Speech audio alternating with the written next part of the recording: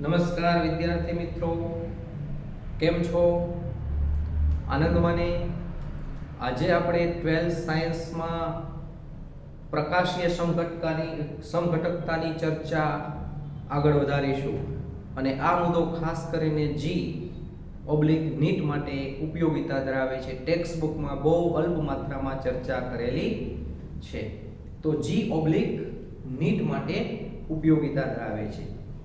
Last લેક્ચરમાં આપણે ચર્ચા કરી કે જે પદાર્થો ધ્રુવીભૂત પ્રકાશના તળનું કોણાવર્તન કરી શકે તેને પ્રકાશ ક્રિયાશીલ પદાર્થો કહે છે. જે પદાર્થો ધ્રુવીભૂત પ્રકાશના તળનું કોણાવર્તન કરી શકે જે પદાર્થો ધ્રુવીભૂત પ્રકાશના તળનું કોણાવર્તન કરી શકે તેને પ્રકાશ ક્રિયાશીલ પદાર્થો કહે છે. અને જે પદાર્થો ધ્રુવીભૂત પ્રકાશના તળનું કોણાવર્તન ન કરી શકે તેને બિન પ્રકાશ ક્રિયાશીલ પદાર્થો કહે છે. તેને બિન પ્રકાશ ક્રિયાશીલ પદાર્થો કહે છે. બે પ્રકારના પદાર્થો, પ્રકાશ ક્રિયાશીલ પદાર્થો અને બિન પ્રકાશ ક્રિયાશીલ પદાર્થો. તો પ્રકાશ ક્રિયાશીલતા માટે તમને ખ્યાલ છે કોઈ પણ અણુ છે તેમાં કિરાલ અસમ કાર્બન આવેલો હોવો જોઈએ. અસમ કાર્બન એટલે શું? જેનો તમને ખ્યાલ છે જે કાર્બનની ચારેય સંયોજકતા જુદા જુદા પરમાણુ કે પરમાણુ સમૂહો વડે સંતોષાયેલી હોય તેને અસમ કાર્બન કહેવામાં આવે છે. દાખલા તરીકે આવું બંધારણ હોય CH3C HOH અને COOH, જેને આપણે કહીએ છીએ 2 hydroxy acid means lactic acid. એક સંયોજકતા H વડે, બીજી સંયોજકતા OH વડે, ત્રીજી સંયોજકતા CH3 વડે અને ચોથી સંયોજકતા COOH વડે. તો આવો કાર્બન અસમ કાર્બન છે. આ કાર્બન અસમ કાર્બન છે. નેક્સ્ટ બીજું ઉદાહરણ લઈએ. દાખલા તરીકે આવું ઉદાહરણ છે CH3COH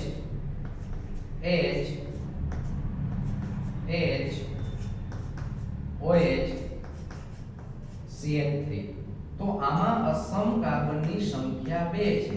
બે અસમ કાર્બન છે. જો આ કાર્બન પર એક H, એક OH, એક CH3 અને ચોથો ભાગ છે CH3, આખો આ ભાગ ગણાય.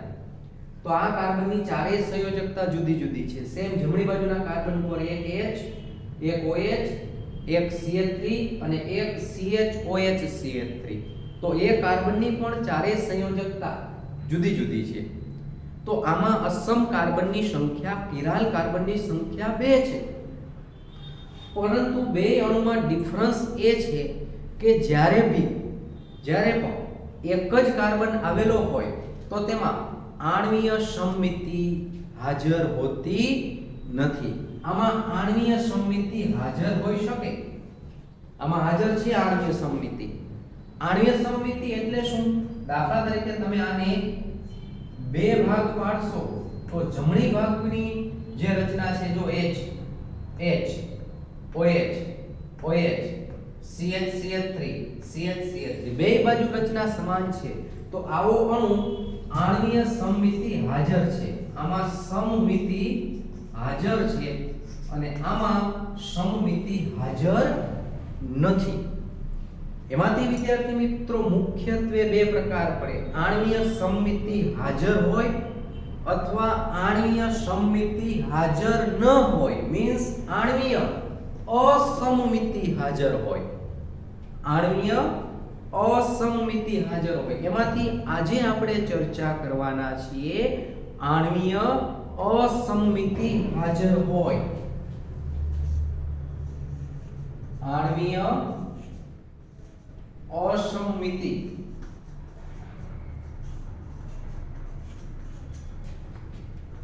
હાજર હોય. આણ્વીય અસમમિતિ હાજર હોય. તો આણ્વીય અસમમિતિ હાજર હોય, આણ્વીય અસમમિતિ હાજર હોય તો કેટલા સમઘટકો જોવા મળશે તેની આપણે ચર્ચા કરીએ.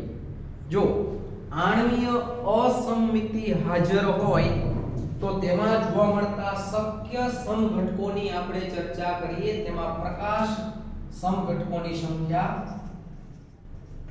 પ્રકાશ સમઘટકોની સંખ્યા મીન્સ પ્રકાશીય સમઘટકોની સંખ્યા 2n જેટલી હોય. n એટલે કિરાલ કાર્બનની સંખ્યા.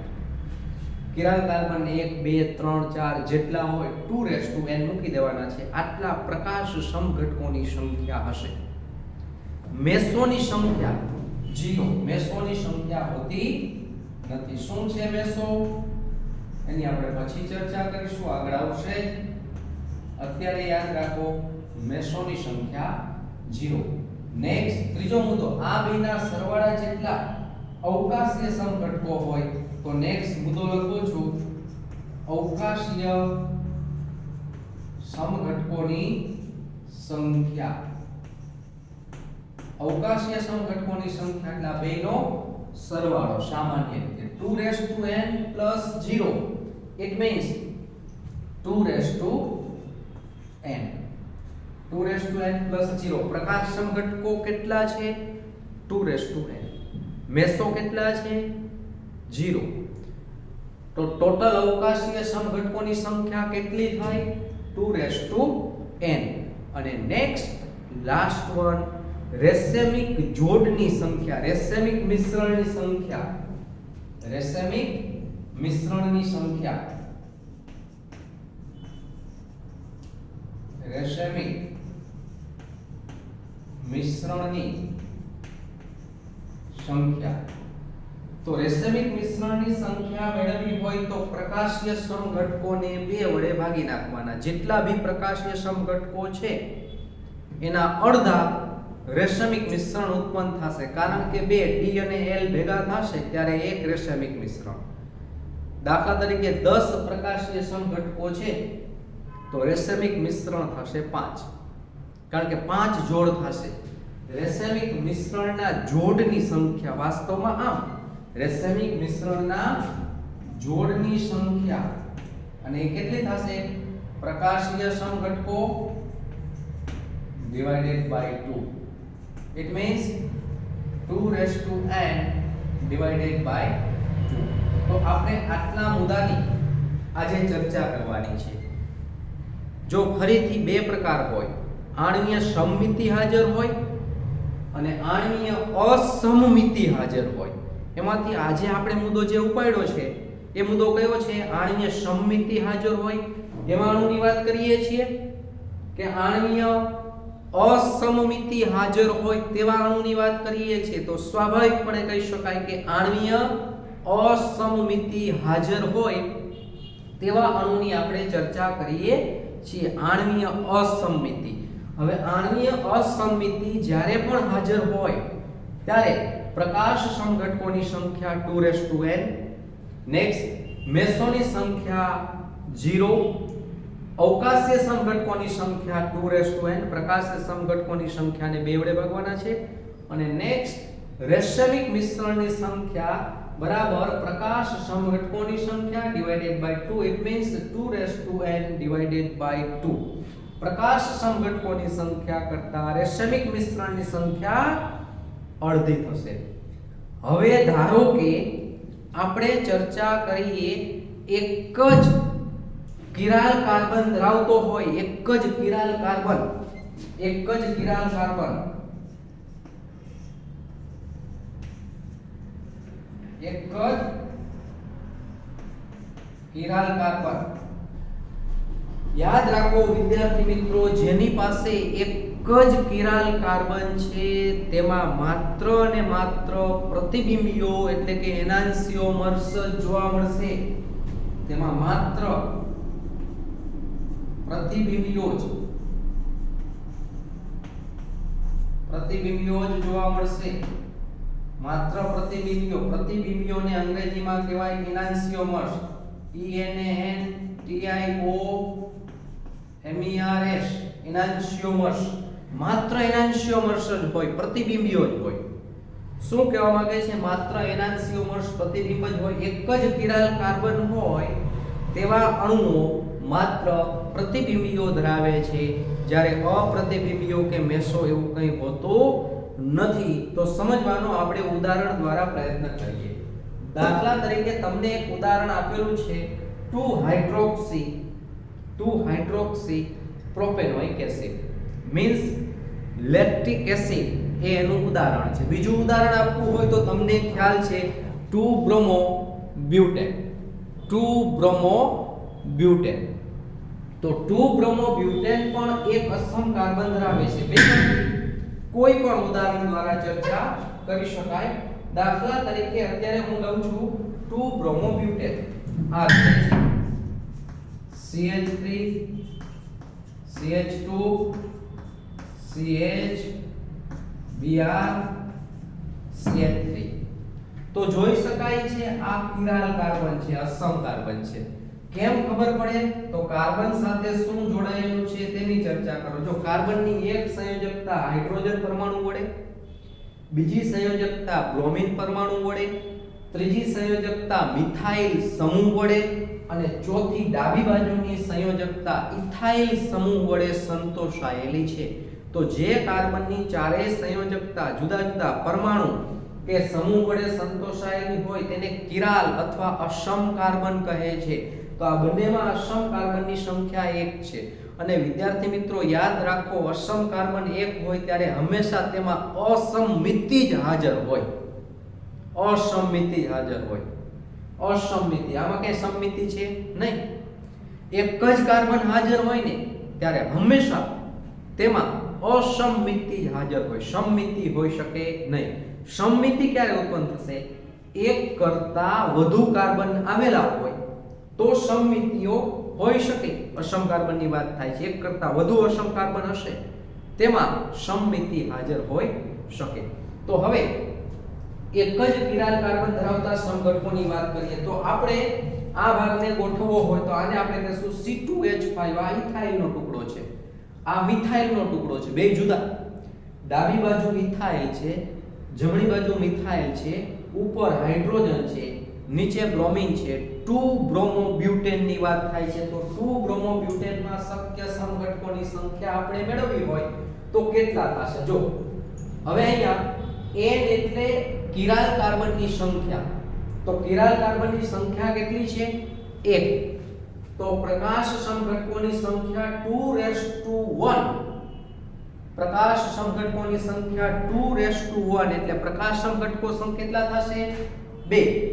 મેસો 0. અવકાશી સમઘટકો 2:1 એટલે અવકાશી સમઘટકો 2 છે. બરાબર? એમાં રેસમિક મિશ્રણની સંખ્યા જેટલા પ્રકાશ સમઘટકો છે 2, એને 2 વડે ભાગો એટલે રેસમિક મિશ્રણ, રેસમિક જોડની સંખ્યા 1 થશે. રેસમિક જોડની સંખ્યા 1 થશે. અને આ હંમેશા પ્રતિબિંબીઓ જ માત્ર પ્રાપ્ત થાય છે. પ્રતિબિંબીઓ જ પ્રાપ્ત થાય છે, અપ્રતિબિંબીઓ પ્રાપ્ત થતા નથી. તો સિમ્પલ સમજવાનો પ્રયત્ન કરીએ. આ પ્રકારે ઉદાહરણ આપી શકાય. આ ઇથાઇલનો ટુકડો છે. એ ઇથાઇલના ટુકડાને હું આ રીતે મૂકું છું C2H5. C2H5 જે છે એ જુદા જુદા આ પ્રકારે HOH, ધારો કે ડાબી બાજુ H, જમણી બાજુ OH, જમણી બાજુ Br અને નેક્સ્ટ અહીંયા CH3. આ બંધારણ તમને ખ્યાલ છે 2-બ્રોમોબ્યુટેન નું જ છે. આ અસમ કાર્બન, જ્યારે પણ અસમ કાર્બન આવેલો હોય તો અસમ કાર્બન ધરાવતો કાર્બનિક સંયોજનનો અણુ જે છે પ્રકાશીય સમઘટકતા ધરાવે છે. અને આમાં જ્યારે પ્રકાશ પસાર કરવામાં આવે અને પોલારીમીટર ટ્યુબમાં દ્રાવણ ભરેલું હોય ને પોલારીમીટર ટ્યુબમાંથી ધ્રુવીભૂત પ્રકાશનું તમે કિરણ પસાર કરશો તો ધ્રુવીભૂત પ્રકાશના તળનું કાં જમણી બાજુ કોણાવર્તન કરશે અથવા ડાબી બાજુ કોણાવર્તન કરશે. યાદ કરો, જમણી બાજુ કોણાવર્તન કરે તો ડેક્સ્ટ્રો અને ડાબી બાજુ કોણાવર્તન કરે તો લીવો, જેને સ્મોલ d અને સ્મોલ l વડે દર્શાવવામાં આવે છે. આ અરીસો હોય, અરીસો તો જોઈ શકાય છે આનું રિફ્લેક્શન એક્ઝેક્ટ આ રીતે પડશે. અહીંયા Br કાર્બન હાઇડ્રોજન C2H5 અને CH3 આવા બે સમઘટકો ઉત્પન્ન થયા. પ્રકાશીય સમઘટકોની સંખ્યા કેટલી? 2:1 ઇટ મીન્સ 2. આ બે સમઘટકો થયા. એકને આપણે સ્મોલ d વડે દર્શાવશું તો બીજાને સ્મોલ l વડે. કયો d છે સ્મોલ d અને કયો સ્મોલ l છે તે આપણે જોઈને નક્કી ન કરી શકીએ. તે માત્ર ને માત્ર પ્રાયોગિક રીતે જ નક્કી થાય. એ પદાર્થને તમે પોલારીમીટર ટ્યુબમાં ભરો અને જો ધ્રુવીભૂત પ્રકાશના તળનું જમણી બાજુ કોણાવર્તન કરતો હોય, મીન્સ ધ્રુવીભૂત પ્રકાશને જમણી બાજુ લઈ જતો હોય તો સ્મોલ d અને ડાબી બાજુ લઈ જતો હોય તો સ્મોલ l. આમાંથી d પણ છે l પણ છે. કયો d છે અને કયો l છે આપણે પ્રાયોગિક રીતે નક્કી કરી શકીએ, જોઈને નક્કી ન થાય. સ્મોલ d અને સ્મોલ l ની વાત થાય છે. પણ યાદ રાખો, ધારો કે આ પ્રકાશને જો જમણી બાજુ લઈ જતો હોય, +15 અંશ રોટેશન કરતો હોય તો આનું રોટેશન એટલું જ હોય પણ -15 અંશ હોય. આનું +x અંશ છે તો આનું -x અંશ, આનું +y અંશ છે તો આનું -y અંશ. બેયનું ધ્રુવીભૂત પ્રકાશના તળ તરફનું કોણાવર્તન સમાન હોય પણ એક પ્લસ તો બીજો માઈનસ. કયો પ્લસ છે ને કયો માઈનસ છે એ તો માત્ર પ્રેક્ટિકલી નક્કી કરવામાં આવે છે, પ્રાયોગિક રીતે નક્કી કરવામાં આવે છે. એ થિયોરિટિકલી નક્કી કરી શકાતું નથી. તો સિમ્પલ સમજી શકાય. પ્રકાશીય સમઘટકોની સંખ્યા કેટલી? 2:1. n એટલે અસમ કાર્બન. કેટલા અસમ કાર્બન છે? 1. તો આમાં પણ એક અસમ કાર્બન છે જ. તો જોઈ શકાય છે અહીંયા બાજુમાં લખવું હોય તો શું લખી શકાય? પ્રકાશીય સમઘટકોની સંખ્યા કેટલી? 2:1 it means 2. 2:1 it means 2. Meso સમઘટકોની સંખ્યા 0. ટોટલ અવકાશીય સમઘટકોની સંખ્યા તેના માટેનું સૂત્ર છે 2:n. આ બેનો સરવાળો એટલે અવકાશીય સમઘટકો, બેનો સરવાળો 2 જ થશે. અને નેક્સ્ટ રેશમિક મિશ્રણની સંખ્યા.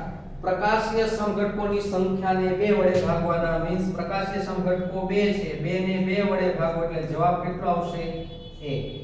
તો રેશમિક મિશ્રણની સંખ્યા 1 થશે. આ બે તેને એક રેશમિક મિશ્રણ બનાવશે.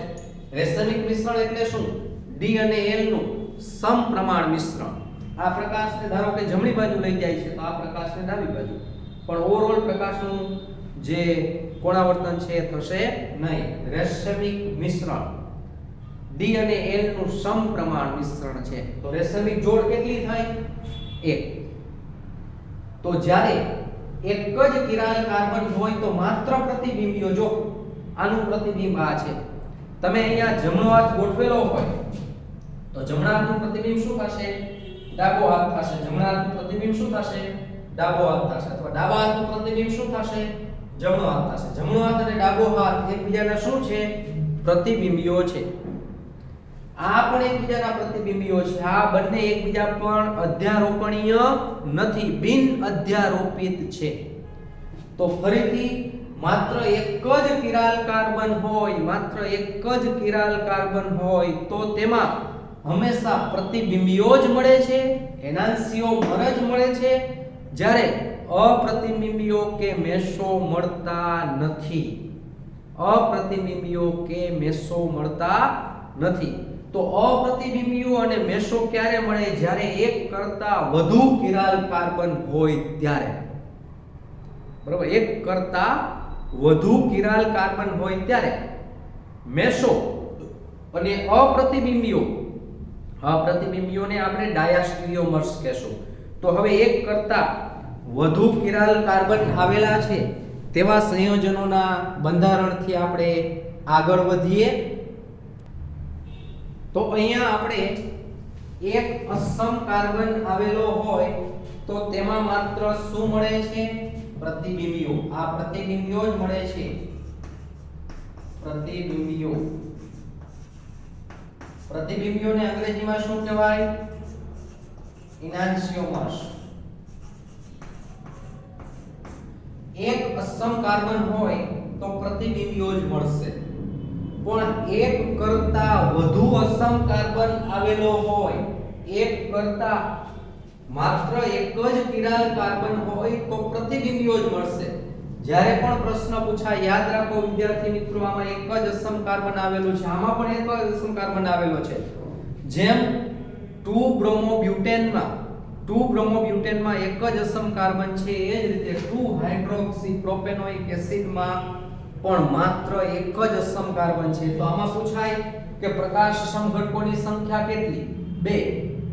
મેસોની સંખ્યા 0. અવકાશીય સમઘટકોની સંખ્યા 2. અવકાશીય સમઘટકોની સંખ્યા 2. રેસેમિક મિશ્રણના જોડની સંખ્યા 1. જ્યારે પણ કોઈ પણ સંયોજન હોય એમાં જો એક જ અસમ કાર્બન આવેલો હોય ને, એક જ અસમ કાર્બન આવેલો હોય તો આ બધા જ મુદ્દાઓ યાદ રાખવા. પ્રકાશ સમઘટકોની સંખ્યા 2, મેસોની સંખ્યા 0, અવકાશીય સમઘટકોની સંખ્યા 2 અને રેસેમિક મિશ્રણના જોડની સંખ્યા 1. જ્યારે એક કિરાલ કાર્બન એક અસમ કાર્બન આવેલો હોય ત્યારે. હવે આપણે ચર્ચા કરીએ છીએ આણ્વીય અસમમિતિ હાજર હોય તેવા અણુની, એટલે આની ચર્ચા થતી નથી, આમાં આણ્વીય સમમિતિ હાજર છે. હવે 2 કાર્બનની વાત કરીએ. 2 કાર્બન, તો 2 કાર્બનની વાત કરવી હોય ત્યારે ધારો કે અહીંયા COOH જોઈ શકાય છે. હવે આમાં કઈ આણ્વીય સમમિતિ હાજર નથી. જો આણ્વીય સમમિતિ હાજર નથી. દાખલા તરીકે આ H,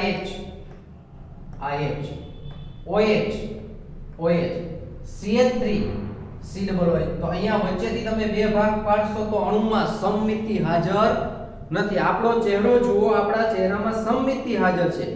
જે આંખ બરાબર છે, નાક, કાન, તો સમમિતિ જેમાં હાજર હોય આમાં સમમિતિ હાજર નથી.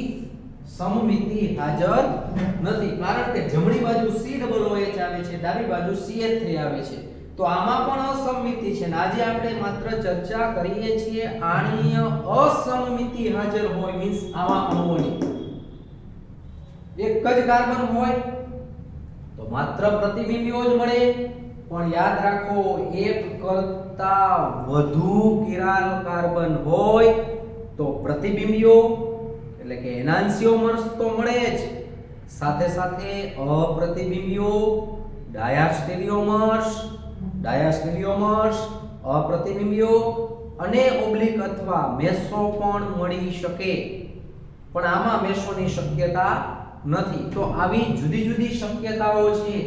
તો નેક્સ્ટ સેકન્ડ વન, બીજો ભાગ શું કહેવા માંગે છે? બીજો ભાગ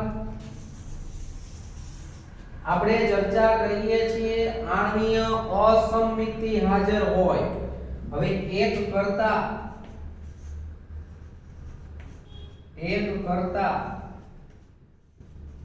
વધુ કિરાલ કાર્બન હાજર હોય તો તેમાં શું મળી શકે? પ્રતિબિંબીઓ એટલે કે એનાન્સિયોમર્સ,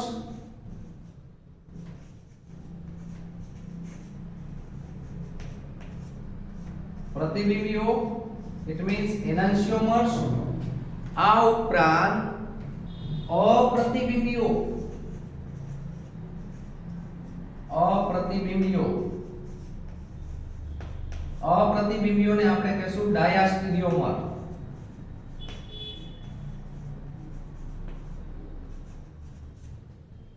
અને ઓબ્લિક અથવા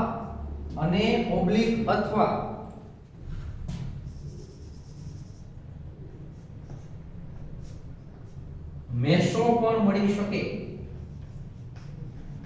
પણ અહીંયા મેસોની આપણે કઈ ચર્ચા કરવાની નથી.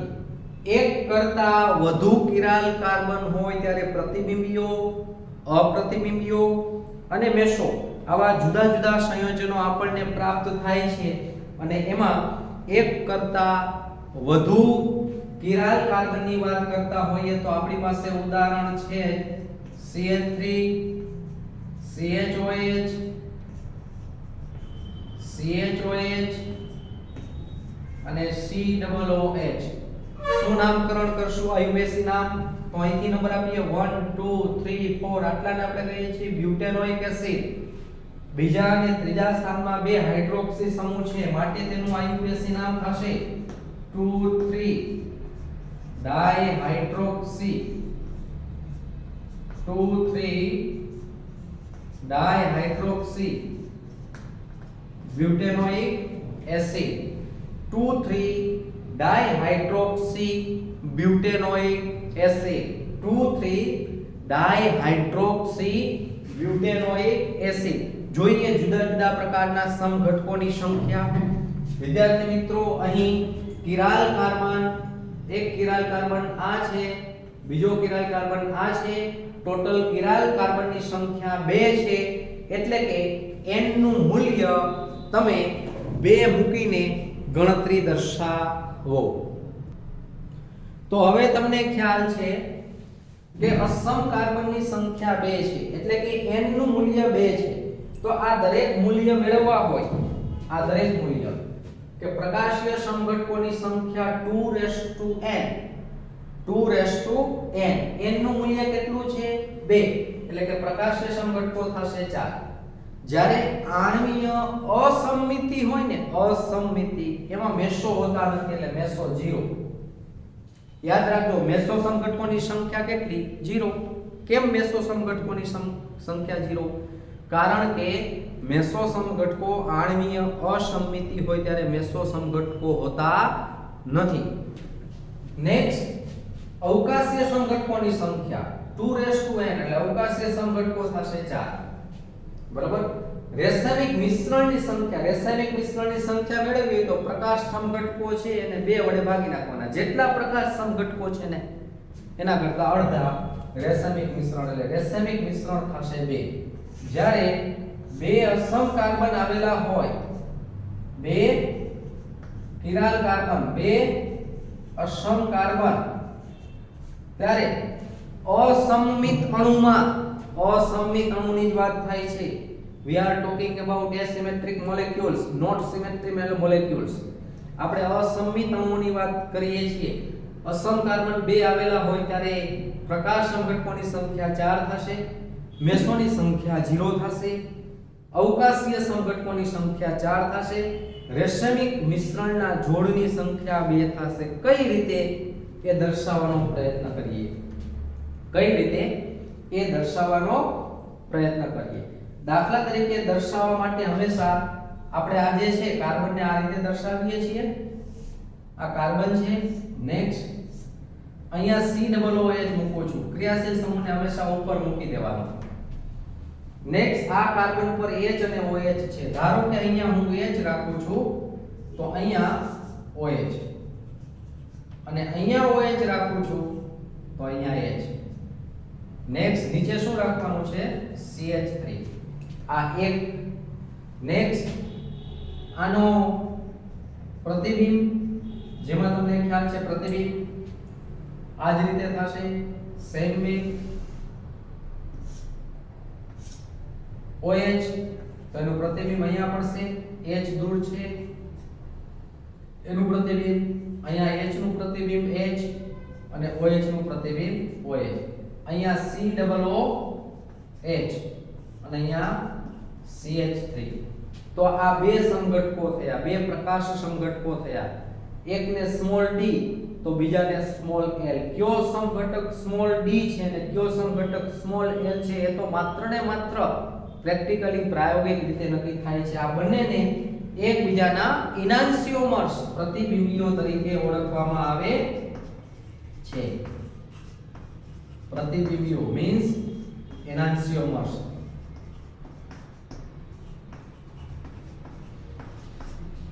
એનાન્સિયોમર્સ આ રેસ્ટમિક મિશ્રણની એક જોડ થઈ.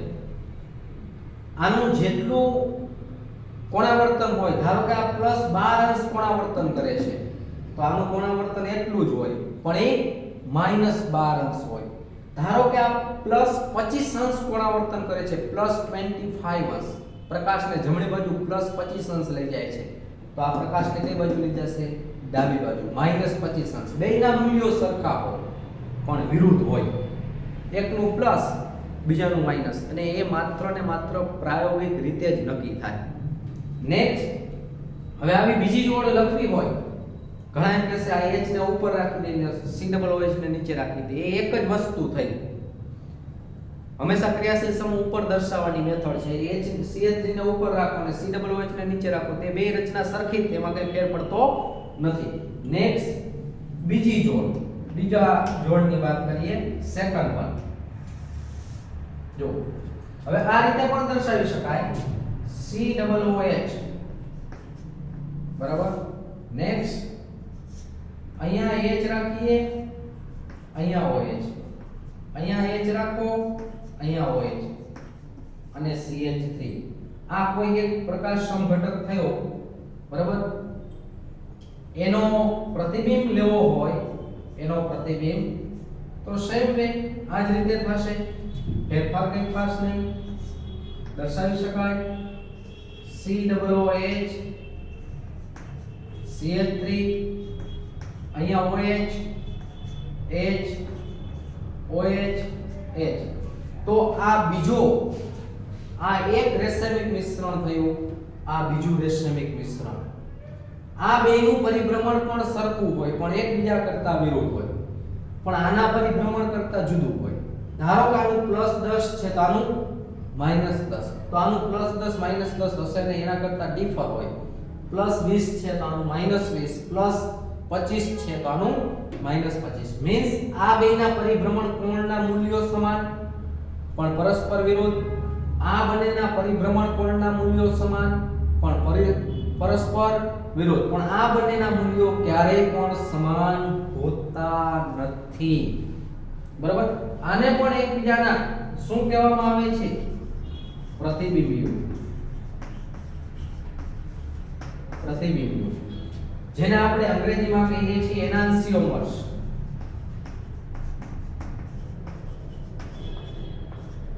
આ પણ એકબીજાના એનાન્સિયોમર્સ છે. આ પણ એકબીજાના એનાન્સિયોમર્સ છે. તો ટોટલ આવા પ્રકાશીય સમઘટકો 4. મેસો આણ્વીય અસમમિતિ હોય ત્યારે મેસો સમઘટકોની સંખ્યા હંમેશા 0. મેસો સમઘટકોની સંખ્યા 0. આણ્વીય સમમિતિ હોય ત્યારે મેસો જોવા મળે. કઈ રીતે, કેને મેસો કહેવામાં આવે છે, જેની ચર્ચા આપણે આવતા લેક્ચરમાં જોશું. મેસો સમઘટકો, અત્યારે મેસોની કોઈ ચર્ચા કરવાની જરૂર નથી. હવે જોઈએ અપ્રતિબિંબીઓ પણ મળે. મેસો તો આમાં મળશે ને, યાદ રાખજો, બરાબર. મેસો આમાં મળશે નહીં, પણ અપ્રતિબિંબીઓ ડાયાસ્ટીરિયોમર્સ મળશે. કઈ રીતે ડાયાસ્ટીરિયોમર્સ મળે? જો જેને A અને B, દાખલા તરીકે આને હું કહું છું કેપિટલ A, તો આ છે B. A અને B એકબીજાના પ્રતિબિંબીઓ છે. કોણ પ્રતિબિંબીઓ છે? મીન્સ એનાન્સિયોમર્સ કોણ કોણ છે? તો A અને B એકબીજાના એનાન્સિયોમર્સ છે. આને ધારો કે કહીએ છીએ આપણે C, આને કહીએ છીએ D. તો C અને D પણ એકબીજાના પ્રતિબિંબીઓ છે. પણ જો જોઈને A અને D એનું રિફ્લેક્શન જો જોઈને D જેવું છે નહીં, અલગ છે. A અને C, A અને D એ બી એકબીજાના શું છે? અપ્રતિબિંબીઓ છે.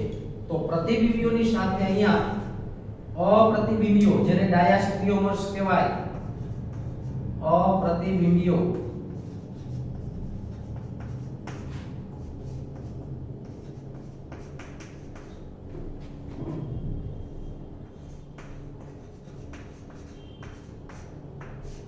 ડાયાસ્ટીરિયોમર્સ કોણ એકબીજાના ડાયાસ્ટીરિયોમર્સ છે?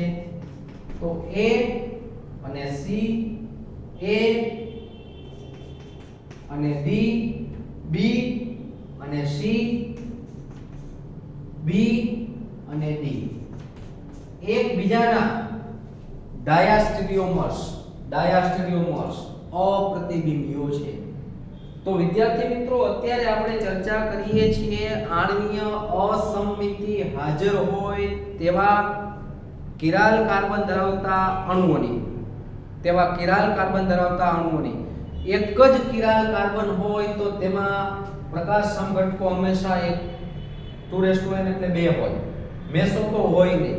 આણ્વીય અસમમિતિ હાજર હોય ત્યારે મેસો સમઘટકોની સંખ્યા 0. અવકાશી સમઘટકો કેટલા? 2. રેસમિક મિશ્રણ 1 જ અસમ કાર્બન હોય એની વાત થાય છે. આમાં રેસમિક મિશ્રણ કેટલા? 2. એક આ રેસમિક મિશ્રણ છે, બીજું આ રેસમિક મિશ્રણ છે. આ બેનું કોણાવર્તન સમાન પણ પરસ્પર વિરુદ્ધ. દાખલા તરીકે આનું કોણાવર્તન +x અંશ છે તો આનું કોણાવર્તન -x અંશ. બંનેનું કોણાવર્તનનું મૂલ્ય સમાન છે પરંતુ પરસ્પર એકબીજા કરતા વિરુદ્ધ નિશાની છે. તો આનું ક્યારેય +x ને -x જોવા મળશે નહીં. તો ધારો કે આનું કોણાવર્તન +y અંશ છે તો આનું કોણાવર્તન -y અંશ. પ્લસ ક્યારે આવે? તો પ્રકાશનું કોણાવર્તન જમણી બાજુ થતું હોય તો ધ્રુવીભૂત પ્રકાશના તળનું જમણી બાજુ કોણાવર્તન થતું હોય તો પ્લસ, અને ધ્રુવીભૂત પ્રકાશના તળનું ડાબી બાજુ કોણાવર્તન થતું હોય તો માઈનસ લીવો. પણ એ તો માત્ર ને માત્ર પ્રાયોગિક રીતે જ નક્કી કરી શકાય છે, થિયોરિટિકલી નક્કી કરી શકાતું નથી. વિદ્યાર્થી મિત્રો, તમારી ટેક્સ્ટ બુકમાં બીજા થોડા ઘણા ઉદાહરણો આપેલા છે કે જેમાં કેટલા સમઘટકો જોવા મળે એ સમઘટકોનો તમારે થોડો અભ્યાસ કરવાનો છે. અને તમને પ્રેક્ટિસ માટે એકાદ બે સંયોજન અહીંયા આપું છું. અને એ સંયોજન એટલે તમને ખ્યાલ છે કે ધારો કે એમ પૂછ્યું હોય કે ગ્લુકોઝમાં પ્રકાશીય સમઘટકોની સંખ્યા જણાવો. આ હું દૂર કરી નાખું છું આટલો ભાગ. ગ્લુકોઝમાં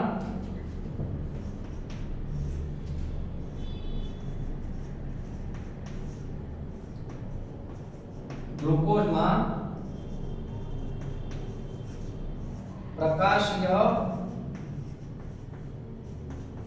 સમઘટકોની સંખ્યા ખાલી જગ્યા છે, જેની આપણે પછી ચર્ચા કરીશું. તમે તમારી રીતે પ્રયત્ન કરીને આ પ્રશ્નનો જવાબ આપવા જે છે એ ટ્રાય કરજો. અને નેક્સ્ટ ધારો કે આવું સંયોજન છે CH3 CH OH CH OH CH OH COOH. આનું IUPAC નામકરણ કરવું હોય તો શું થશે? IUPAC નામકરણ અહીંથી નંબર અપાય, ક્રમ અપાય. આનો નંબર થશે 1 2 3 4 5. એટલે નામકરણ થશે 2 3 4 ટ્રાઇહાઇડ્રોક્સી 2 3 4 ટ્રાઇહાઇડ્રોક્સી પેન્ટેનોઇક એસિડ 2 3 4 ટ્રાઇહાઇડ્રોક્સી પેન્ટેનોઇક એસિડ. આમાં તમારે પ્રકાશીય સમઘટકો,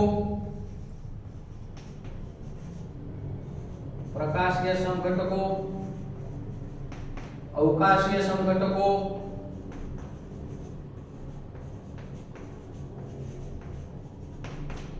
રેસમિક મિશ્રણની સંખ્યા, એના જોડની સંખ્યા એ ગણતરી કરવાની છે. તો ફરીથી યાદ રાખીએ, આપણે આણ્વીય અસમમિતિ હાજર હોય તેવા અણુઓમાં જોવા મળતી સમઘટકતાની ચર્ચા કરેલી છે. નેક્સ્ટ લેક્ચર થી આપણે આણ્વીય સમમિતિ હાજર હોય તો તેવા અણુઓમાં કેટલા સમઘટકો જોવા મળે અને દરેક પ્રકારના સમઘટકોની શક્ય સંખ્યાની ગણતરી આપણે નેક્સ્ટ લેક્ચરમાં લેવાના છીએ. તો આ મુદ્દો વિદ્યાર્થી મિત્રો જી નીટ માટે ખૂબ ઉપયોગિતા ધરાવે છે.